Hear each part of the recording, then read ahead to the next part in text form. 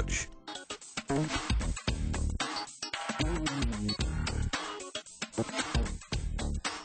Welcome back to Night Talk. I'm your host this evening, Jerry Bowyer, and we're here with Ron Morris from Pittsburgh Business Radio, WMNY, and Father Jay Geisler, St. Stephen's Episcopal Church, Mark Laskow from Great Court and Company, and by the way, the two former guys are also part of Ron Morris's radio network, the new Pittsburgh Business Radio. Perfect time to start a business talk network right now. A little bit tough in terms of the advertising revenue, but perfect time in terms of the need.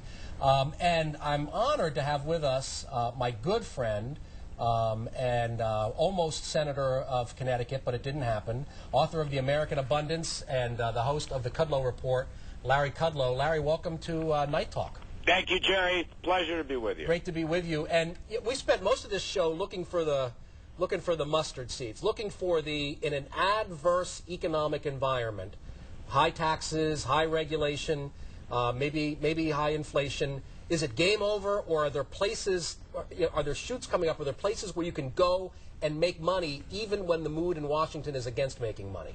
Well, you know, it's interesting just on that latter point. We probably are headed for much higher taxes, but it hasn't happened yet. Right. And we probably are headed for higher inflation, but that hasn't happened yet. And we're probably headed for some nasty energy cap and trade and health care regulations, but none of that's really happened yet. And I guess my take is let's take it a day at a time. And I still believe, against all odds, that if you're pumping up the money supply for 7 months, this is the old Milton Friedman argument. I mean, none of this big spending Keynesian government stimulus has even kicked in yet. Right. But we saw a bunch of little buds that are growing out of these mustard seeds. We saw some better housing numbers, housing starts and sales, and retail sales numbers, right. CapEx durable goods numbers, and I just have to believe. Well, yeah, and some of the coincident indicators and some of the regional feds, I mean, it all seems to be pointing toward the bottoming process. Yeah, that's right. And by the way, those CapEx orders are a great leading indicator. Now, Yes. I acknowledge it's just a month's worth of data, but again, after 7 months of Fed pump priming, and even with $50 energy, you're still down from $150, and gasoline is $2. It ain't $4. I just believe that those are really important, and we are going to get some kind of cyclical recovery, and I think that's what the stock market is starting to tell us. All right, so is this make hay while the sun shines, or is this more like a breather to get your fiscal house in order so that when the bad policy shockwave comes, you're kind of ready for it?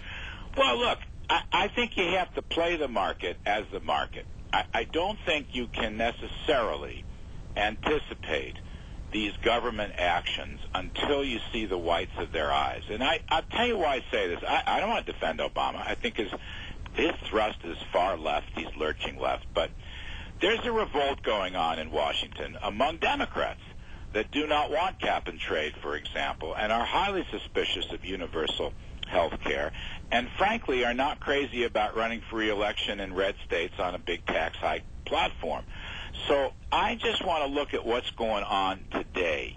And what I see is the very beginning here in the end of the first quarter of some better economic numbers, and I think the stock market is discounting it. Incidentally, one thing I want to mention is a big mustard seed. It's part of the Fed story.